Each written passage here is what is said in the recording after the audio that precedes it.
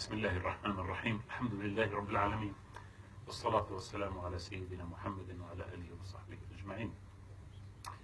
الشكر موصول طبعا لكل من حضر هذه الجلسة ولمن قام على تنظيمها. أشكر الدكتور علاء والدكتور حامد جزاهم الله خيرا، وأرحب بكم في هذا اللقاء الذي أستعيذ بالله فيه من الشيطان الرجيم ومن السياسة برضو كما قال مقدم حفلنا.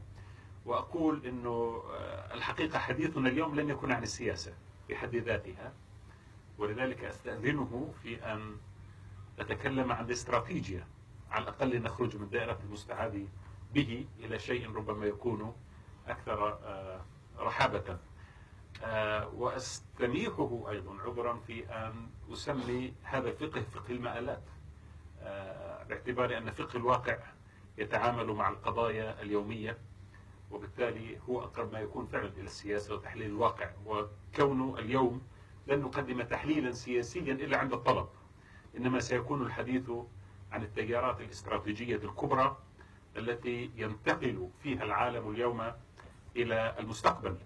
والحديث إذن هو حديث عن استشراف للمستقبل بأفقه الواسع وليس بمستقبله القريب. بمعنى أحب دائما أن أتحدث عن المستقبل بزمن لا يقل عن عقد أو عقدين، لأن في ذلك رحابة أوسع في التأمل في المسارات الكبرى التي تعصف أو التي تحرك العالم في كل مرافقه وفي كل توجهاته سياسية واقتصادية وديموغرافية وجيوسياسية وكذلك ثقافية وفكرية وعلمية. ستنقسم هذه المداخلة إلى ثلاثة أقسام. القسم الأول سأتحدث فيه عن التيارات الاستراتيجية الكبرى التي سوف من المتوقع طبعا، وهذا كله في علم الله، ولكن هذا ما نحسبه أن يكون في العقدين القادمين. ثم بعد ذلك نتحدث عن محور أساسي واستراتيجي في المستقبل، هو المحور الخاص بالانتقال أو العبور الكبير من الواقع الذي نحياه إلى واقع جديد قوامه حالة من الانتقال نحو عالم يختلف تماما عن العالم الذي عشناه أو الذي عاشه آباؤنا وأجدادنا، وسنفسر ذلك بعد قليل. والقسم الثالث سيكون عن منطقتنا، العالم الإسلامي والعربي والمنطقة المشرق تحديدا، والمآلات المتوقعة لها في السنوات القليلة القادمة. أبتدئ بالقول أن العالم الذي نعرفه اليوم، هذا العالم الذي إذا أخذنا فقط مقطع عرضي للواقع الذي نعيشه اليوم نقول هذا العالم المتشكل اليوم في بعده الجيوسياسي هو عالم في الحقيقة، وهذا رأيي شخصي لي وأنا دائما أتحدث عن هذا المفهوم، هذا العالم هو العالم الذي تشكل بعد انتهاء الحرب العالمية الأولى وما زال يبحث حتى الآن عن مستقر. يعني نحن عشنا 100 عام في عبور فعلا عظيم باتجاه مستقبل إلى الآن لم تنتهي ولم تتشكل ملامحه الكاملة، بمعنى أنه لم تستقر بعد المنظومة الدولية التي تأسست في بدايات الحرب العالمية الأولى أو اللي انطلقت في بداية الحرب العالمية الأولى. لماذا أقول هذا الكلام؟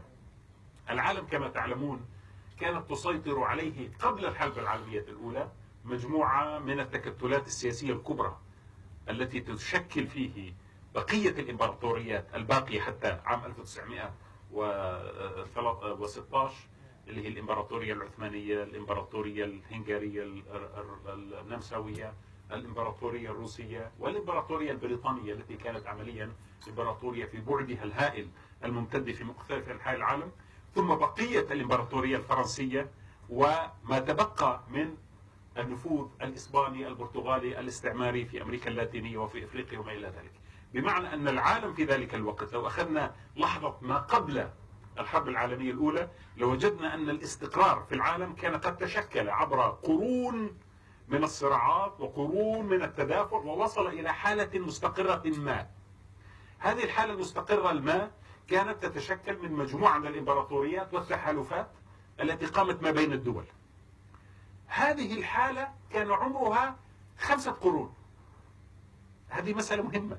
يعني الواقع الذي انتهى في عام 1919 بالحرب العالمية الأولى، هذا الواقع حقيقة كان قد تشكل خلال 500 عام من التدافع، وقد وصل إلى قمة النضج والاستقرار. وظن الظانون في بداية القرن الماضي أن الدنيا الحمد لله الأمور ماشية مستقرة، الوضع السياسي والاستراتيجي للعالم كان معقولا، التحالفات الاستراتيجية كانت ممكنة، كان في المحصلة هناك حالة من السلام العالمي قائم على تدافعات وتشكلات سياسية وحدود تم رسمها بعد صراعات دموية في مختلف أنحاء العالم. أصل الكتلة الاستراتيجية الأضخم اللي نسميها نقطة الجذب ونقطة المركز كانت في الحقيقة غربية في الخمس، أو لنقول تحديدا أوروبية، بمعنى لدينا الكتلة العثمانية بما لديها من نفوذ في العالم الإسلامي، ولكن نفوذها بدأ يتراجع في أواخر القرن السادس عشر السابع عشر. لدينا الكتلة الأوروبية ببعدها الفرنسي وبعدها البريطاني وقبل ذلك بعدها الإسباني طبعا والبرتغالي. تعرفوا أنه بالنهاية أوروبا تشكلت عبر 3 مراحل كبرى. المرحلة الأولى سيطرت فيها الشمال، الفايكنج اللي هم الجماعة اللي ساكنين الآن في شمال أوروبا، اللي بنسميهم النرويج، الدول الاسكندنافية، كانت لديهم قوة ونفوذ أكبر بكثير من بقية دول أوروبا في تلك المرحلة، بل استعمروا جزءا كبيرا من أوروبا في لحظة ما.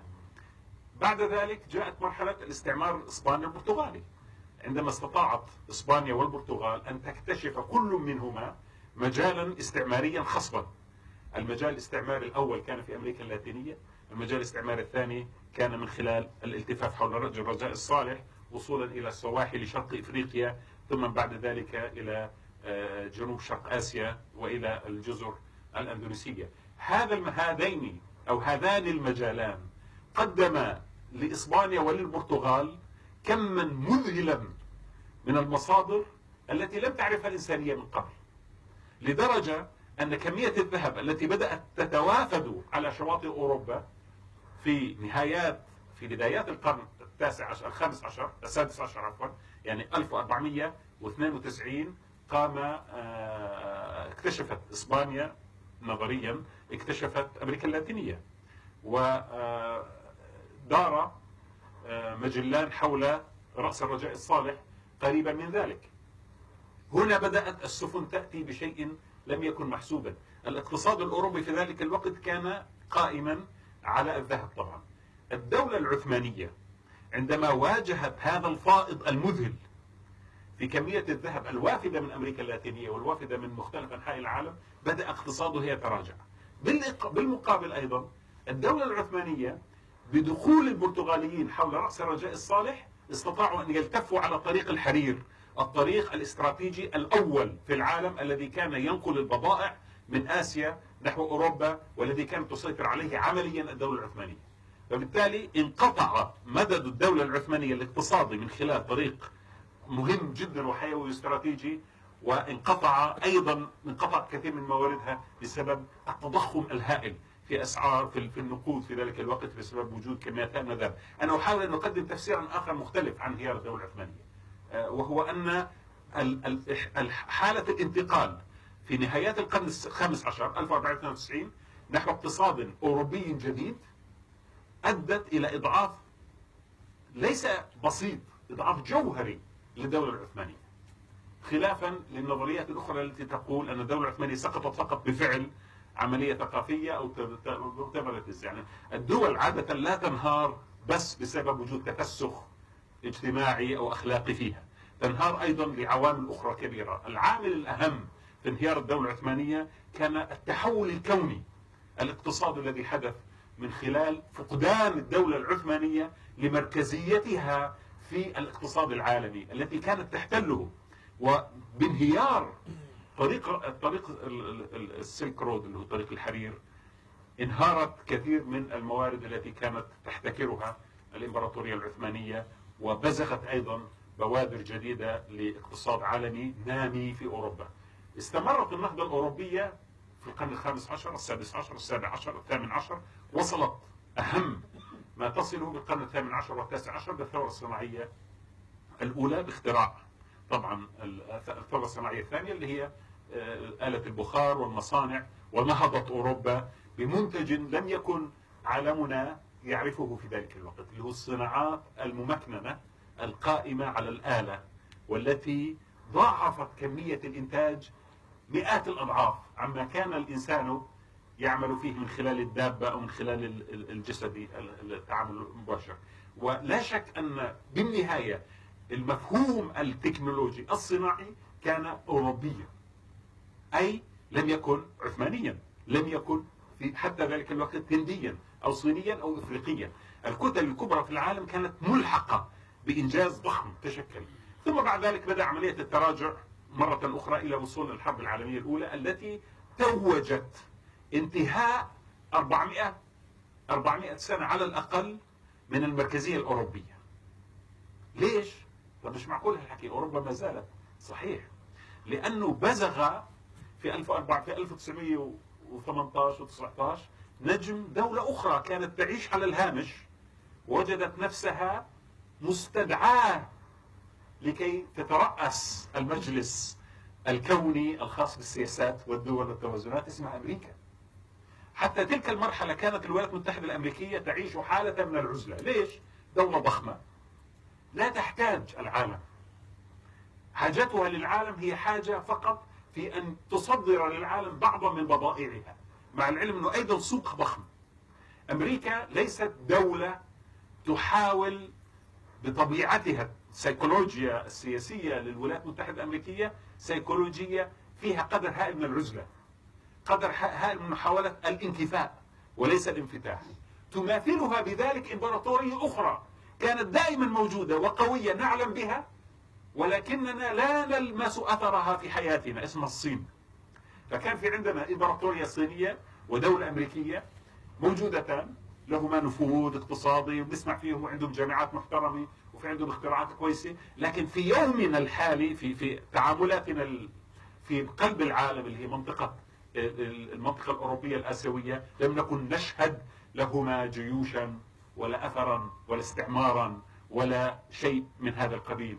ولذلك كانت أوروبا هي التي نعرفها، نعرف المندوب السامي البريطاني، ونعرف المندوب السامي الفرنسي، ونعرف الانتداب البريطاني والانتداب الفرنسي، ونعرف أيضا الاستعمار الإسباني والاستعمار البرتغالي، لكننا لا نعرف الاستعمار الإنجليزي، عفوا الأمريكي، لا نعرف الاستعمار الصيني، مع العلم أن هذه دول ليست بسيطة. لكن العزلة في كلتا الحالتين كل بسببه، وهذا بنحكي معه بعد شوي، كان سبب في أنه ما حدا يقرب. لكن لما بدأت تنهار أوروبا أمام القوة الألمانية في الحرب العالمية الأولى، استدعيت الولايات المتحدة على عجل لكي توازن الأمور. والولايات المتحدة جاءت مترددة وفعلا خاضت حربا انتصرت فيها. كان نتيجة انتصار الولايات المتحدة في الحرب انه قالت الحمد لله قمنا بما ينبغي، احنا مع السلامة يا شباب، دبروا انفسكم مع السلامة. فانسحبت القوات الامريكية من معظم مناطق اوروبا في 1919، عادت مرة ثانية الى بلدانها باعتبار انه احنا حررنا لكم بلادكم، انتم توكلوا على الله وقوموا باللازم، ما في داعي ان نكون موجودين لخدمتكم. لكن اوروبا الضعيفة المنهكة التي بدأت تشيخ لم تستطع أن تسير أمورها بنفسها. بعد أقل من 30 سنة جاءت الحرب العالمية الثانية، والتي أعتقد أنها، وهذا بالمناسبة هذا رأي يعني كثير من المؤرخين الآن يرونه، الحرب العالمية الثانية كانت المرحلة الأخيرة من الحرب العالمية الأولى، لأن الحرب العالمية الثانية في النهاية جاءت بسبب الأولى. الحرب العالمية الأولى انتهت باتفاقية فرساي، وانتهت بشروط مجحفة ضد الألمان وأشياء لا يمكن تخيلها. ألمانيا عاشت حالة من عقدة الشعوب بالذنب، وتم إنهاكها وتجزئتها وإهانتها وتحميلها عبئا اقتصاديا لا يمكن أن تحتمله أي دولة في العالم، في ظل انهيار اقتصادي هائل في عشرينيات القرن الماضي، عندما كان في عندنا الجريت ديبريشن في العالم، الانهيار الاقتصادي، الكساد العالمي الكبير. ألمانيا تحت ضغط الذل الذي فرض عليها من الحلفاء نهضت مرة ثانية ولكن في إطار عدواني جديد اسمه النازية يقوده هتلر. وهتلر في المرحلة الأولى أعاد بناء الشخصية الألمانية المدمرة، أعاد استنهض فيها القيم الألمانية القومية، ثم حول ذلك إلى الإنتاج. فإذا بالدولة المهمشة الضعيفة البائسة المحرومة حتى من امتلاك الأسلحة، والتي حدد لها فقط 100,000 من الجنود ليكونوا قوام جيشها، فإذا بها في غضون 5 سنوات عملية من عام 33 تنهض، وإذا بها لديها أفضل أسطول في العالم للطائرات، أفضل مصانع للأسلحة، أفضل كمية إنتاج، وإذا بها نمو اقتصادي مذهل، وإذا بها تقفز قفزات أكبر من فرنسا ومن بريطانيا التي انتصرت في الحرب العالمية الأولى. ثم قاد هتلر الحرب العالمية الثانية كما تعلمون واستمرت. إذا الحرب العالمية الثانية كانت حقيقة امتداد للبحث عن حالة جديدة مستقرة في عقاب الحرب العالمية الأولى. الحرب العالمية الثانية انهارت أوروبا تماما. وصلت القوات الألمانية إلى باريس، دخلت القوات الألمانية حتى كاليه على حدود فرنسا المقابلة لبريطانيا. انسحب الجيش البريطاني مهزوما من القارة. إسبانيا مشت مع ألمانيا، إيطاليا مشت مع ألمانيا في العالم، إلا بريطانيا وأمريكا. وهنا التفت تشرشل فوجد نفسه وحيدا، فسافر إلى جماعة في أمريكا، وعمليا ورط الأمريكان في حرب كانت أمريكا لا تريد الدخول فيها، لأن أمريكا كانت ترى أنه هذا الشر برا وبعيد، ليش أنا بدي أدخل في شغلة ما لي فيها. فلكن استدرجت ألمانيا، استدرجت الولايات المتحدة الأمريكية، وأخطأت اليابان خطأها المدمر بقصف الأسطول الأمريكي. وهنا كان لابد على الولايات المتحدة الأمريكية أن تدخل حرب، فدخلت الحرب وانتصرت. انتصار أمريكا في 1945 كان نهاية تامة للمركزية الأوروبية، وبداية لمركزية جديدة اسمها المركزية الأمريكية. إذا المركزية الغربية هنا لا يمكن النظر إليها أنه كل الدنيا زي بعض، لا، مش زي بعض. أمريكا اليوم التي تعيش عهدها ومجدها وفترتها الذهبية لم تكن في الحقيقة متصدرة للعالم قبل عام 1945، لكن عام 1945 قررت هذه المرة أنني لن أنسحب. هذه المرة كما فعلت في الحرب العالمية الأولى سأبقي قواتي. تشكل الناتو وقادته الولايات المتحدة الأمريكية، وأصبح لها قواعد في مختلف أنحاء العالم، وأصبح النفوذ الأمريكي القائم على التدخل العسكري والقائم على النفوذ السياسي والاقتصادي هو النفوذ الأكبر.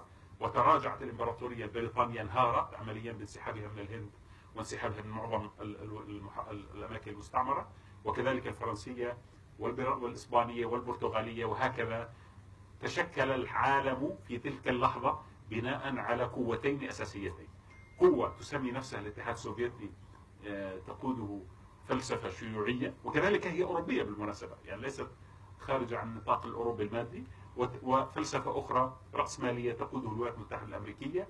واستمر ما يسمى بالحرب الباردة مرة أخرى. هذه الحرب الباردة كانت محاولة للحصول على شيء ما لكي يملأ الفراغ في تلك المرحلة. انهارت الاتحاد السوفيتي في الحرب العالمية في الحرب الباردة، وانتصرت عمليا الولايات المتحدة الأمريكية دون حرب.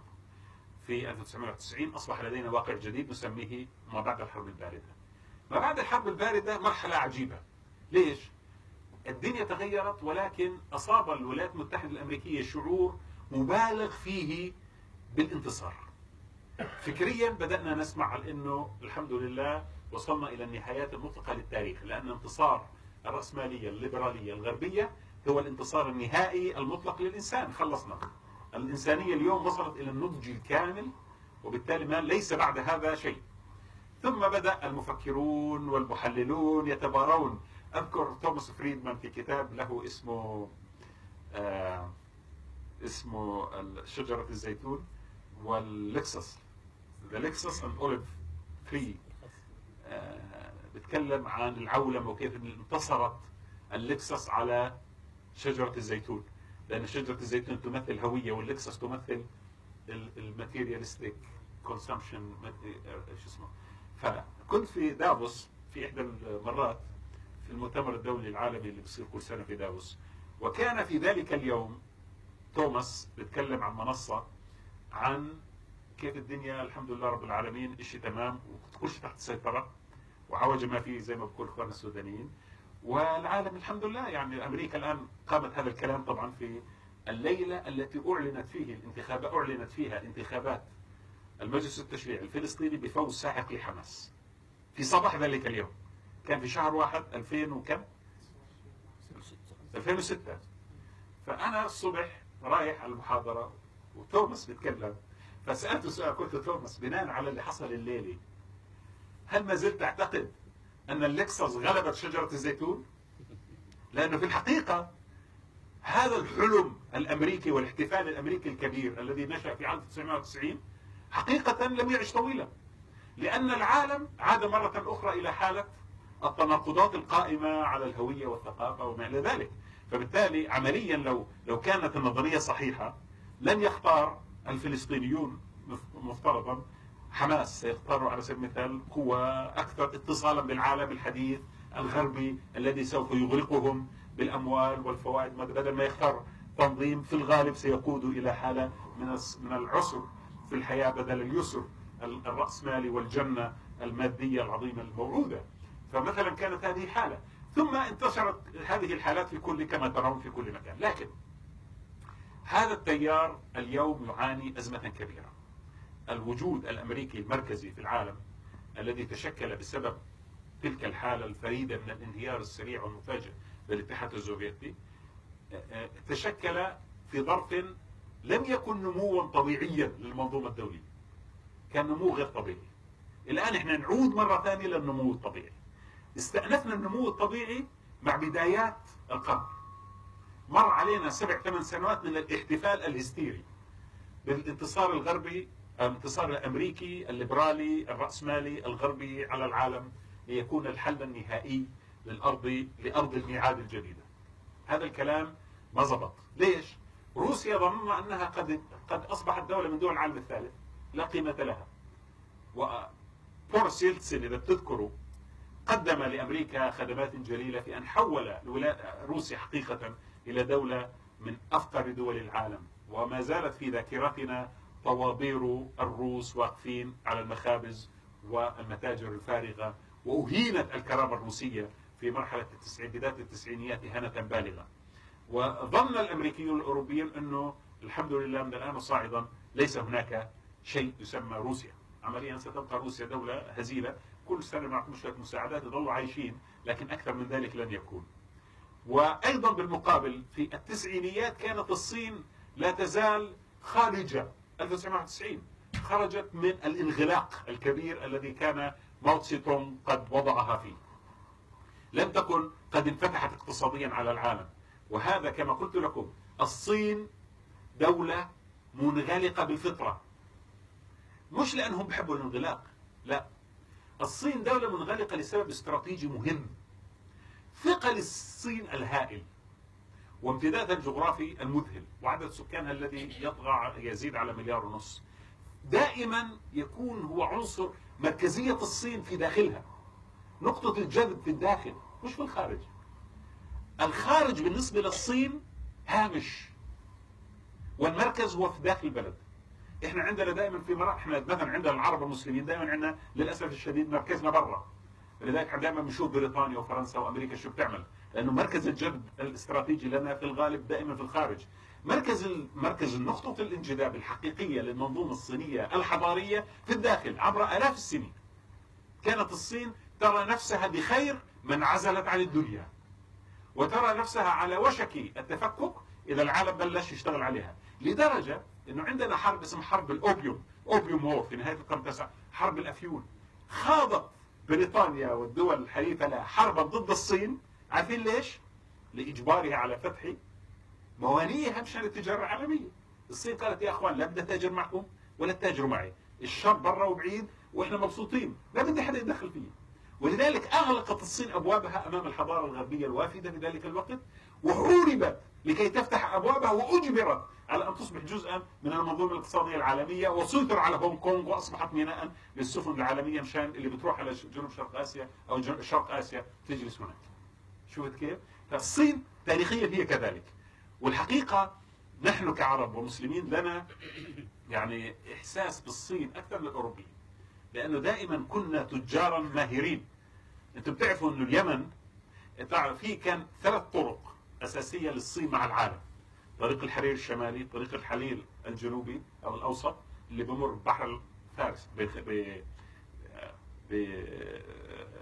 يعني كانت الدولة الفارسية في ذلك الوقت هي مهيمنة، فبالتالي كانت الموانئ أو التجارة الفارسية تأتي من الصين عبر الخليج، ثم كان لدينا العدن واليمن.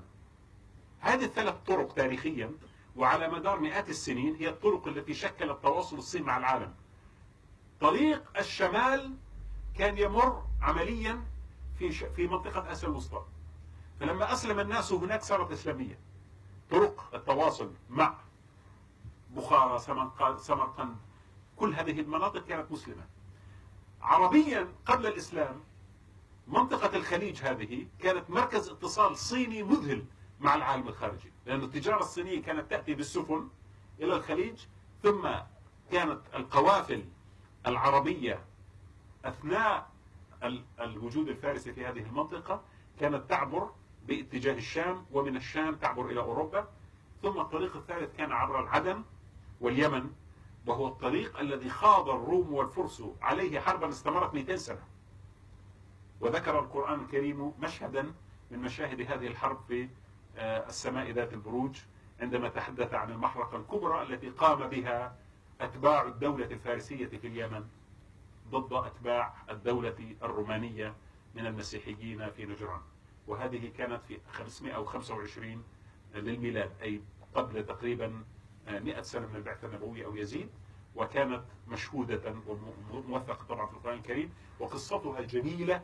أنصح الناس المنشغلين بهذا الموضوع أن يعودوا إلى قصة هذه الحرب، مش في مصادرنا العربية والإسلامية لأنها مصادر فيها كثير من التعميم، يعودوا إليها في المصادر البيزنطية التي روتها بدقة صحفية مبالغ فيها، لدرجة أن التقارير الأولية التي خرجت من نجران عن عملية حرق الناس ربما تتضمن كثيرا من أسمائهم وعائلاتهم. رواها أسقف نجران الذي فر في تلك الحرب إلى القسطنطينية والتقى بالإمبراطور، وطلب منه الإمبراطور أن يسجل تقريرا عن الواقعة، وسجلها، والتقرير لا يزال موجودا في التاريخ البيزنطي. وتروى بالتفاصيل كيف تم حرق الناس على يد شخص اسمه يوسف ابن أسار أو ذو نواس، وباللغة اللاتينية القديمة دانياس، اللي هو هكذا مسجل في دانياس ذو نواس. على كل حال أنا أقول فقط أنه مناطقنا هذه عرفت الصين قبل أوروبا، وتعاملت مع الصين قبل أوروبا، وتواصلت مع الصين قبل أوروبا. أذكر في مرة كنت في زيارة للصين، فكنت وقت مدير شبكة الجزيرة، فأخذوني ألتقي بوزير الخارجية الصيني، كان رجل لطيف.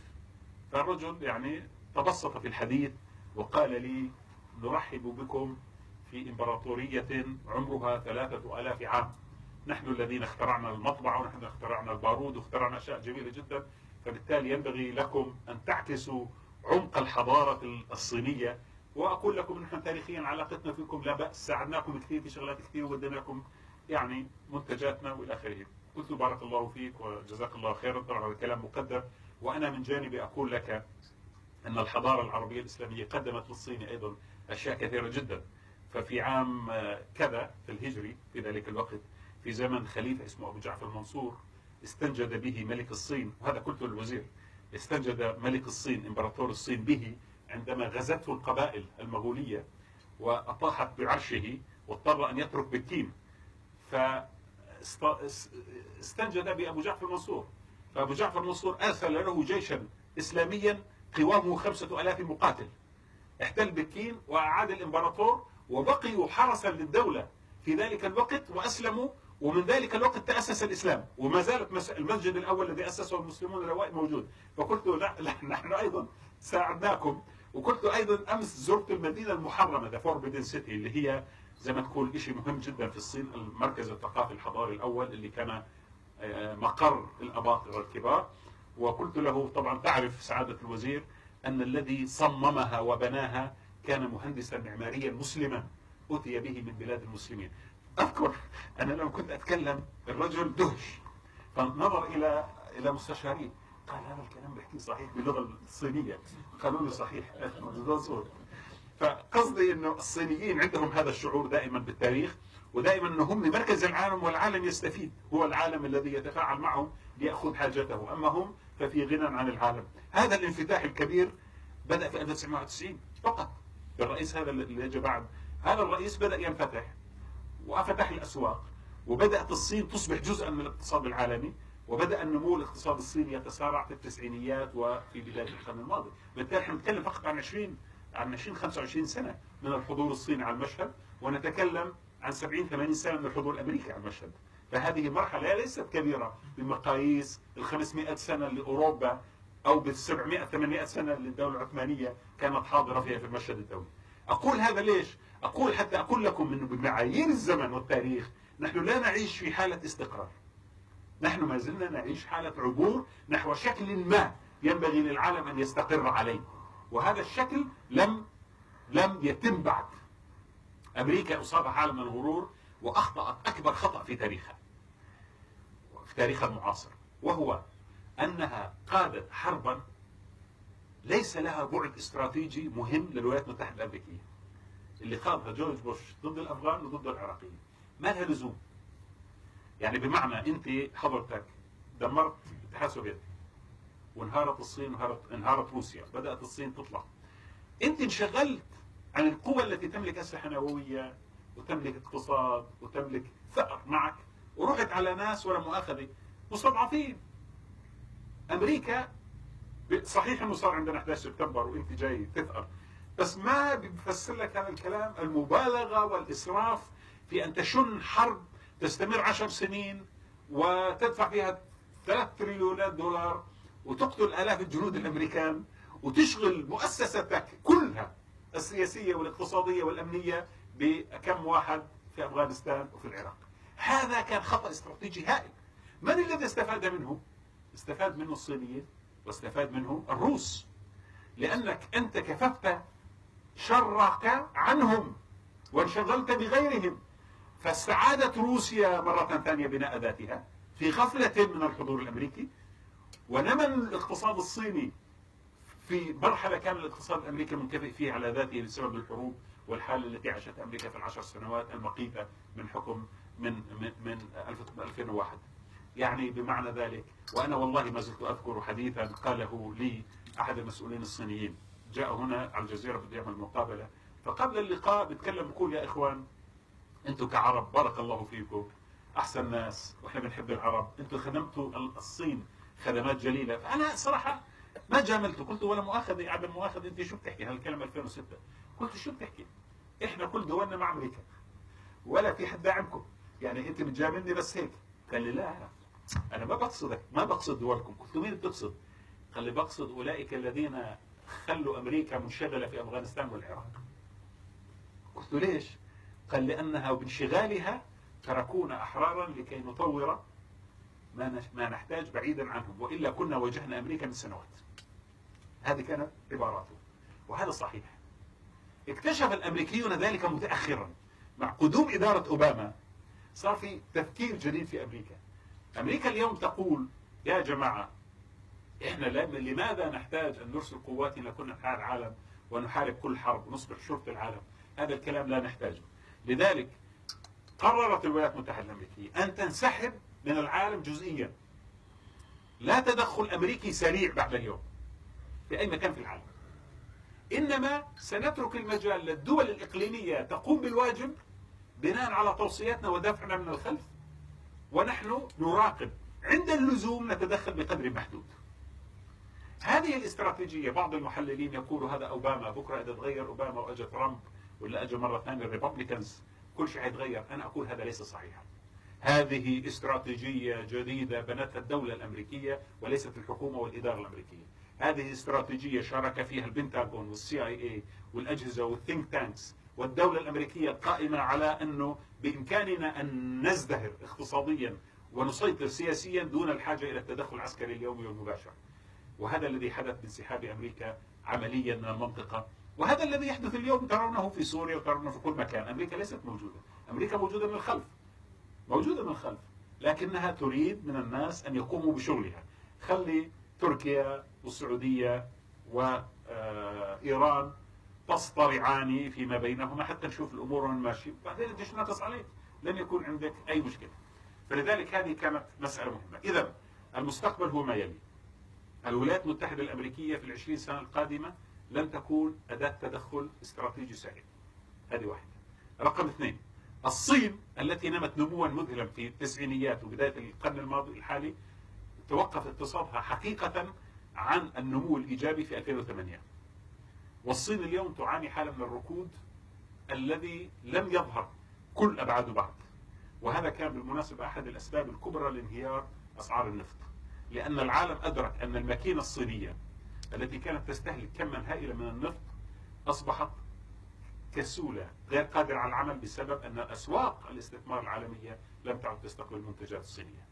فهذه مشكلة كبيرة سيعاني منها العالم في السنتين الثلاث الأربع القادمة. إذا استمر التباطؤ في النمو الاقتصادي الصيني فالعالم سيدخل في مرحلة كساد كبير، لأن الصين جزء أساسي من الاقتصاد العالمي. وهذا هو أسبابه، طبعا مش مجال للشرح إلا أن رأى بعضكم، لأنه ظل عنده ربع ساعة وبالتالي ظل عندي شغلات كثير. النقطة الثانية المهمة جدا أن ألمانيا ستدخل حالة من التراجع الاقتصادي في السنوات القليلة القادمة. كيف الحكي؟ ألمانيا اليوم هي خامس أو رابع اقتصاد في العالم: الولايات المتحدة، الصين، اليابان، ألمانيا. لكن في شيء مهم جدا، أن كل اقتصاد ألمانيا قائم على التصدير. فإذا فيش حدا يشتري منك بضاعة تسوي إيش في مصانعك؟ بدك توقفها، بده يصير عندك بطالة، بده يصير عندك مشاكل. التباطؤ الاقتصادي العالمي سيحرم اليابان، عفوا سيحرم ألمانيا من جزء كبير منها. ثم الاتحاد الأوروبي بمجمله في 10 إلى 15 سنة القادمة على الأغلب سينتهي، ربما يتراجع إلى درجة يصبح منتدى زي جامعة الدول العربية، هيك الناس تجلس فيه وتتآنس كل فترة من الزمن، ولكن لن يكون أداة إنجاز حقيقية. ليش؟ لأنه التحديات التي تواجه الاتحاد الأوروبي سواء اقتصادية أو سياسية وصلت إلى درجة اليوم أوروبا تعاني منها بشكل مباشر، سواء كان في جنوب أوروبا، اليابان، يعني عفوا الدول الفقيرة اللي هي اليونان، إيطاليا، البرتغال، إسبانيا، التي الآن بدأت تشعر بثقل ووطأة التدخل الألماني والتحكم الألماني في البنك المركزي الأوروبي. إذا الاتحاد الأوروبي لن يبقى كما هو عليه الحال، سيتراجع إلى حد كبير جدا. القوة التي ستتراجع برأيي أيضا روسيا. لماذا روسيا؟ روسيا دولة توسعت في عهد بوتين بطريقة أيضا فيها قدر كبير من الاعتداد بالنفس. بوتين وضع في النفسية الروسية قدرا من الانتماء القومي الهائل، ولكن هذا ليس مؤسس على طفرة اقتصادية حقيقية أو على إمكانات مادية ممكن أن تسند هذا الطموح القومي الهائل. عماد الاقتصاد الروسي في الأساس هو البترول والغاز. فإذا بقي سعر البترول 50 وأقل من $50 في 5 سنوات من الآن، هذا يعني أن الموازنة والاحتياطي الروسي النقدي سيتراجع تراجع مذهل. اليوم حتى اليوم لم تتفق روسيا على موازنة بالموازنة. اليوم آخر قط، يعني آخر تخفيض في الموازنة كان من عدة أيام، التخفيض الثاني هذا العام. اضطروا يخفضوا 5% من الموازنة الدفاع في روسيا، وهذه كانت آخر ما تريد الدولة الروسية أن تفعله، لأنه تعتقد أن مواجهتها مع الغرب لا زالت قائمة. فلذلك روسيا لن تستطيع أن تتعامل مع الواقع الاقتصادي بما يكفل الارتقاء في طموحاتها التي بناها بوتين لها. ولذلك هي الآن تكتفي بشيء آخر، تشاكس. روسيا الآن تضرب في أوكرانيا، روسيا الآن تخيف البلطيق، دول البلطيق، ليتوانيا وإستونيا ولاتفيا. روسيا اليوم ترعب بولندا. روسيا اليوم عندها مشاكل مع رومانيا على سبيل المثال. ليش؟ لأنه هذه الدول هي البفر زون، هي المنطقة العازلة ما بين روسيا وما بين أوروبا. فروسيا دائما تبقي 3 دول تحت السيطرة. إذا واحدة منها خرجت من السيطرة الروسية هي عمليا في إشكالية كبرى، لأنه عمقها الاستراتيجي، موسكو لا تبعد عن الحدود الأوكرانية إلى 300 كيلومتر، عمقها الاستراتيجي ضعيف. يعني أوروبا قادرة إن استولت على أوكرانيا، إذا أوكرانيا انضمت للناتو أو أصبحت جزء من الاتحاد الأوروبي، عمق روسيا الاستراتيجي يكون قد ضرب. ستقاتل روسيا حربا ولو عالمية من أجل الحفاظ على أوكرانيا. أوكرانيا دولة مهمة جدا لروسيا استراتيجيا، لا يمكن التخلي عنها، تراها قلب المشروع الاستراتيجي الروسي. كذلك بيلاروس بيلاروسيا، وكذلك منطقة البلطيق. هذه المناطق بالنسبة لها مناطق حيوية، وهذه هي المناطق التي دخلت الجيوش الغازية فيها دائما إلى روسيا، سواء أيام نابليون في بداية القرن التاسع عشر أو في أيام هتلر.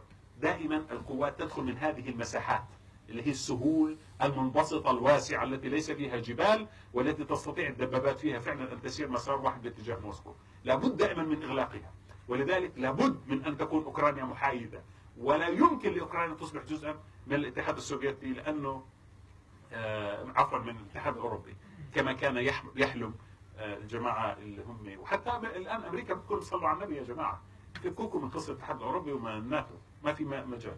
أذكر أنه زارنا في ذلك الوقت رئيس جورجيا شاكسفيلي. هذا رجل أنا أعتقد أنه جاهل، يعني شخصيا أعتقد أنه أجهل الناس اللي شفتهم في حياتي. كان رئيس جورجيا وجاء قال يا أخي الروس احتلوا البلد.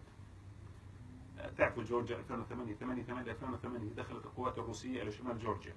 قلت له يا سيادة الرئيس، هل يعقل أن تقول أنني سأنضم إلى الناتو وبوتين يتسامح معك؟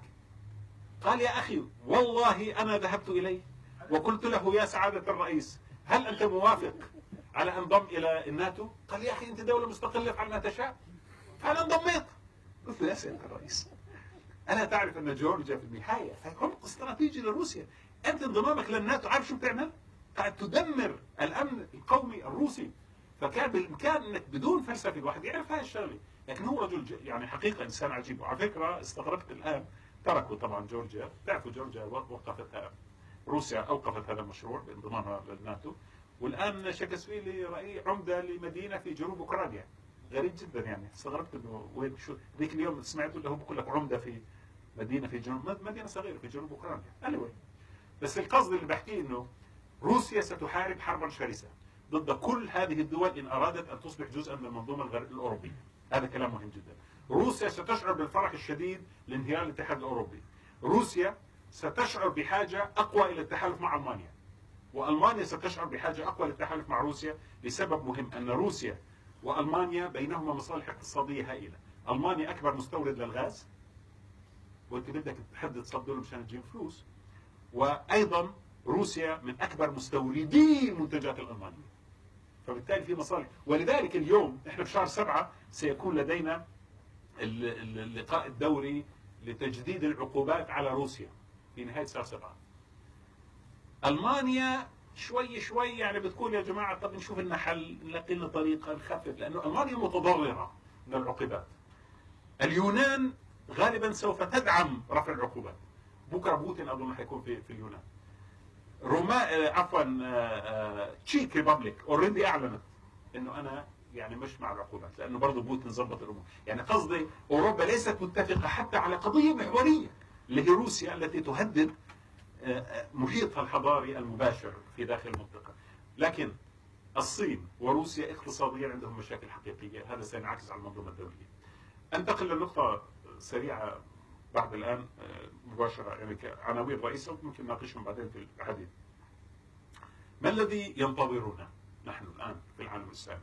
العالم الإسلامي هذا العالم العربي منطقة المشرق، رغم أن العالم الإسلامي واسع عندنا يعني ما شاء الله، لكن حقيقة نقطة الجذب للعالم الإسلامي هي هذه المنطقة التي نعيش فيها، منطقة الشرق التي تشكلت فيها عواصم وحواضر الإسلام الكبرى، من بغداد إلى دمشق إلى إسطنبول إلى القاهرة. هذه المناطق التي كانت تاريخيا واستراتيجيا نقاط الجذب الاستراتيجية التي إن نمت وترعرعت وازدهرت واستقرت امتد نفوذ المسلمين في كل مكان، ووصلت جيوشهم إلى حدود فيينا أو إلى جدران فيينا.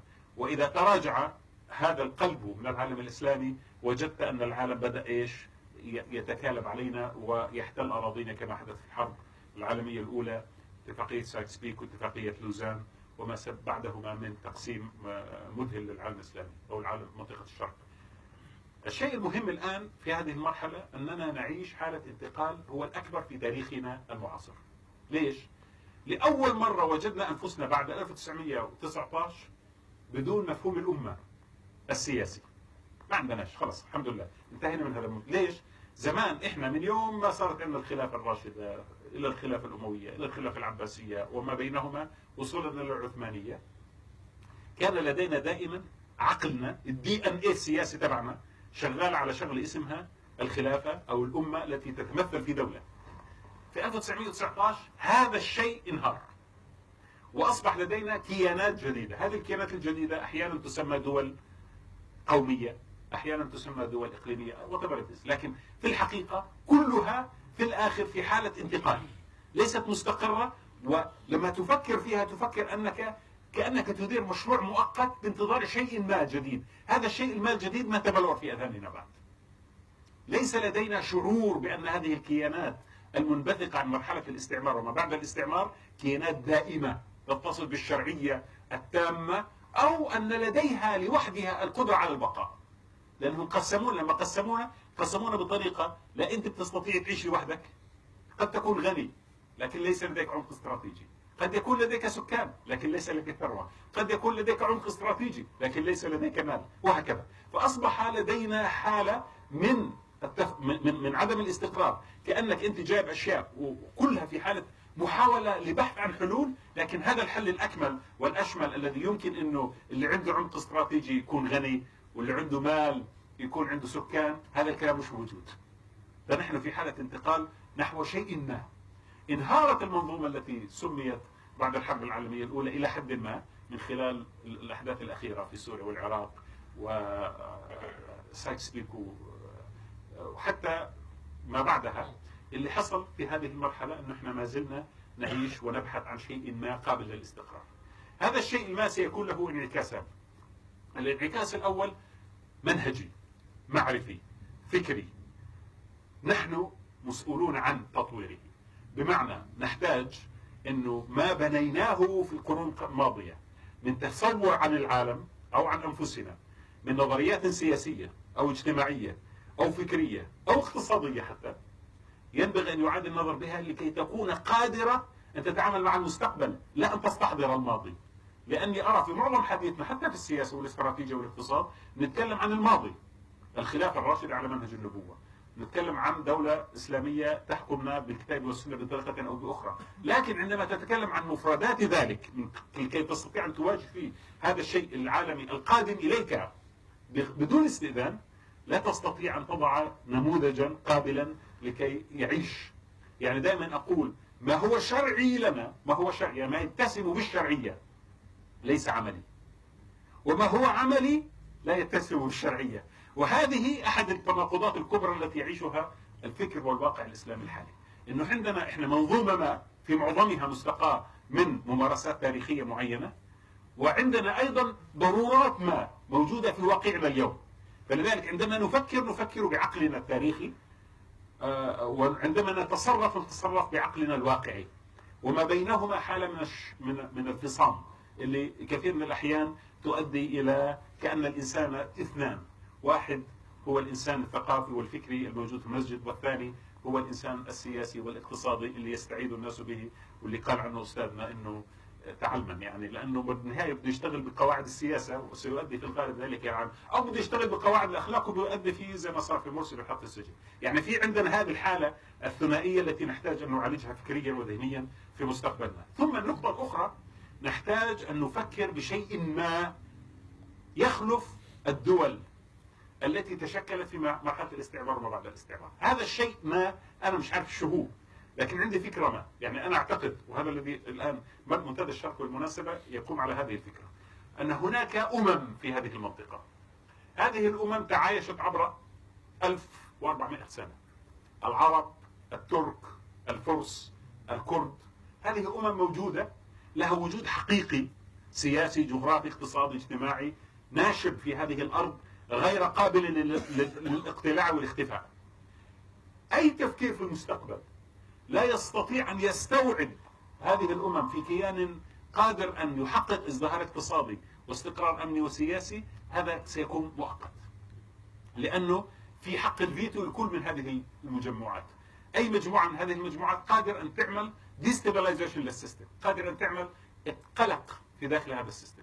إذا ما شعرت هذه الأمم أنها مستقرة في منظومة ما فيها اقتصاد، فيها سياسة، فيها أمن، قادرة أن تخرب الواقع. لذلك إيران اليوم بتخرب الواقع. بكرة إذا شعرت تركيا أن المنظومة الجديدة أقرب إلى إيران حتخرب الواقع. إذا شعرنا إحنا كعرب أنه إيران قدمت زيادة عن اللزوم بدنا نخرب الواقع. يعني معنى دائما عند كل واحد فينا حق الفيتو على الاستقرار، ولكن إذا استطعنا كلنا نتفق بصير في عندنا منظومة مستقرة. ومن هنا أي تفكير في 10 إلى 15 سنة القادمة خارج إطار هذا الإجماع بكون عندنا مشكلة. رقم 2 أنه هذه المنطقة تحتاج أن تستعيد مرة أخرى نقطة الجذب في داخلها. وبحمد الله تعالى انهار نقطة الجذب الأوروبية. كما قلت لكم أوروبا اليوم لم تعد تلك المراكز المتحكمة في ذواتنا واقتصادنا وسياستنا وكل شيء زي ما عملوا في بداية القرن الماضي.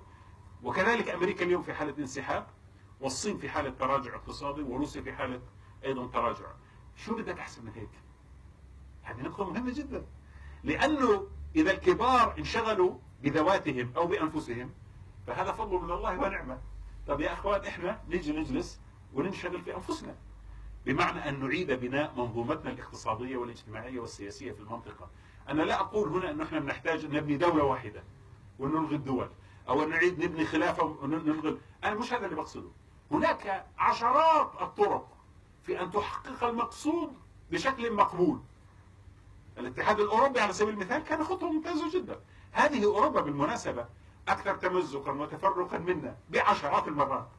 كل تاريخ أوروبا قائم على حروب دموية مذهلة. حرب واحدة كانت حرب 30 عام في 1000 بداية القرن السابع عشر، 1620 بدأت 25. 30 سنة قتل ثلث سكان أوروبا، بروتستانت وكاثوليك وشغل كانت إلها والما إلى آخره. يعني اللي حصل بيننا بين السنة والشيعة على سبيل المثال مقارنة بما حدث في أوروبا لا يذكر. ومع هذا أوروبا اضطرت انه تجلس تقول يا جماعة كونه مش حد قادر يقلع الآخر، شو رأيكم نتفاهم انه نعيش ونعمل موازين جديدة؟ وهكذا قد فعلوا.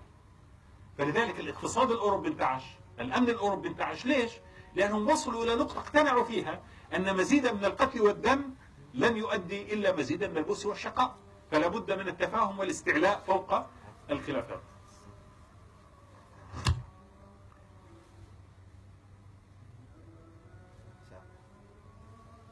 فهذه نقطة أساسية أعتقد أنه ممكن نستحضرها. ممكن نستحضر من أمريكا اللاتينية النموذج اللاتيني اللي استطاعوا فيه أن يؤسسوا منظومة اقتصادية متكاملة. يعني مش بالضرورة إحنا دائما نفكر في المستقبل لحل مشكلاتنا نعمل دولة واحدة متحدة يرأسها أمير مؤمنين أو خليفة مسلمين أو حتى حاكم عام أو رئيس دولة.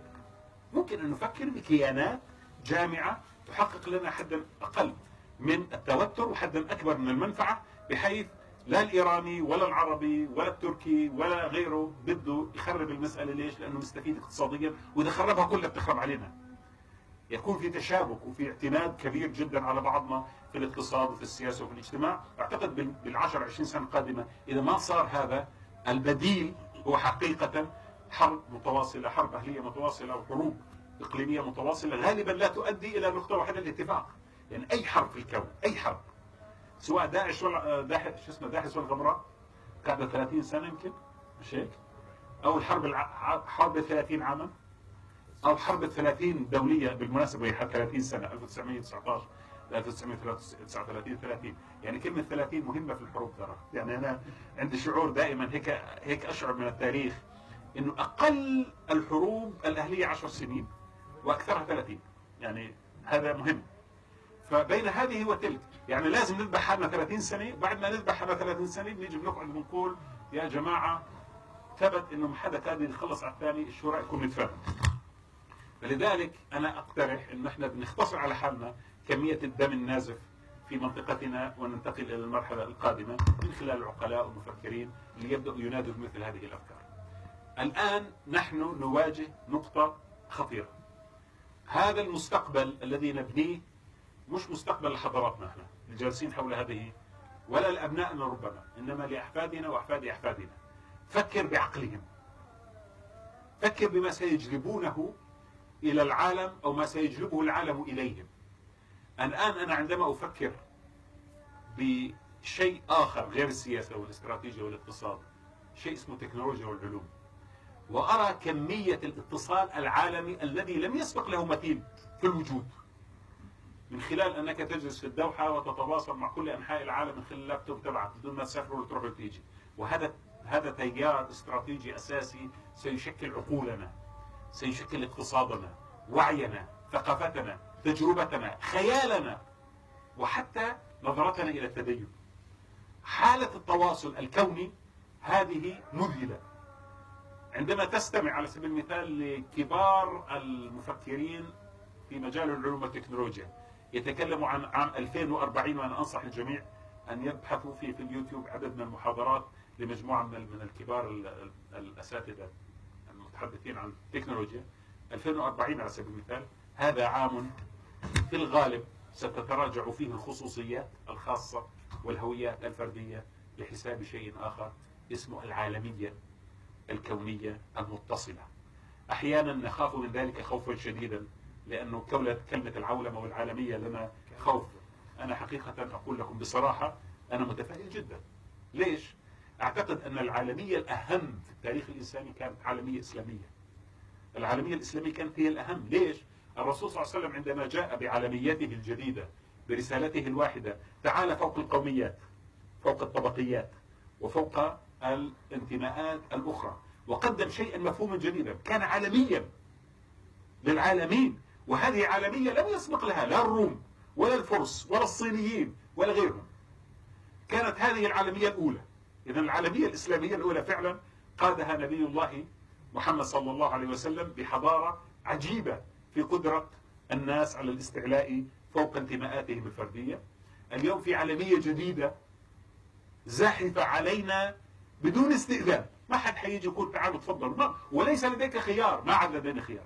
هذه العالمية الجديدة الزاحفة علينا إما أن ننخرط بها لنغير مقصدها ومنهجها وغائيتها باتجاه إله واحد أو باتجاه إيمان يحقق الاستقرار الإنسان، وإما أن نصبح ترسا فيها نفقد كل شيء ويفقد الناس كل شيء. أنا أعتقد أنه اليوم عندنا كمسلمين رسالة تتعدى حدود العالم الإسلامي لكي تقدم للعالم وليس للمسلمين فقط غائية ومقصد يكمل الإنجازات الإنسانية الرفيعة التي وصل لها العقل البشري علميا وتكنولوجيا، يتممها ويحسنها ويجودها بمقصد أسمى من المادة وأبعد من الوضعية الفلسفية الغربية، ينطلق فيها الإنسان إلى رحابة الإيمان مع البقاء على الإنجازات التكنولوجية الموجودة حاليا، ونتقدم فيه نحو المستقبل. أختم بالقول: أؤمن أن الإسلام يسكن المستقبل، وأؤمن أننا نسكن في الماضي.